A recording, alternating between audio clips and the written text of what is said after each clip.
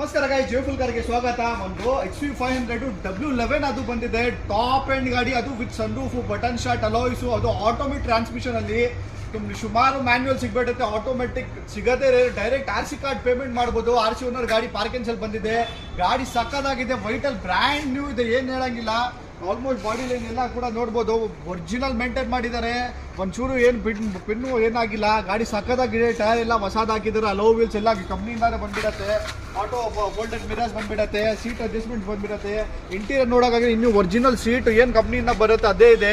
ನಿಮಗೆ ಆಟೋಮೆಟಿಕ್ ಟ್ರಾನ್ಸ್ಮಿಷನ್ನು, ನಿಮಗೆ 8 ಏರ್ ಬ್ಯಾಗ್ಸ್ ಬರುತ್ತೆ, ABS, touch screen system, reverse camera, steering, audio control, power windows, power steering ಎಲ್ಲ ಬಂದ್ಬಿಡತ್ತೆ. ಬ್ಯಾಕ್ ಸೈಡು ನೋಡ್ತಾ ಇರ್ಬೋದು, ಒಳ್ಳೆ ಸ್ಪೇಷಿಯಸ್ ಗಾಡಿ ನೋಡ್ತಾ ಇರೋದು, ಏನು ಸ್ಪೇಸ್ ಇದೆ. ಗಾಡಿ ಒರಿಜಿನಲ್ ಸೀಟಲ್ಲಿ ಇನ್ನೂ ಮೇಂಟೈನ್ ಆಗಿದೆ, ಗಾಡಿ ಸಕ್ಕದಾಗಿದೆ. ಬರೀ 80,000 ಓಡಿದೆ, ಏನು ಮಾತಾಡೋಂಗಿಲ್ಲ, ₹1 ಏನು ಖರ್ಚು ಮಾಡೋಂಗಿಲ್ಲ, ಬರೀ ಡೀಸೆಲ್ ಆಗಿ ಓಡಿಸ್ಬೇಕು ಅಷ್ಟೇ. ಗಾಡಿ ಸಕ್ಕದಾಗಿದೆ, ಬ್ರ್ಯಾಂಡ್ ನ್ಯೂ ಇದೆ. ಬಂದು ಜೋಫುಲ್ ಕಾರ್ಸ್ ವಿಸಿಟ್ ಮಾಡಿ, ಡೈರೆಕ್ಟ್ RC ಓನರ್ ಪೇಮೆಂಟ್ ಮಾಡ್ಬೋದು.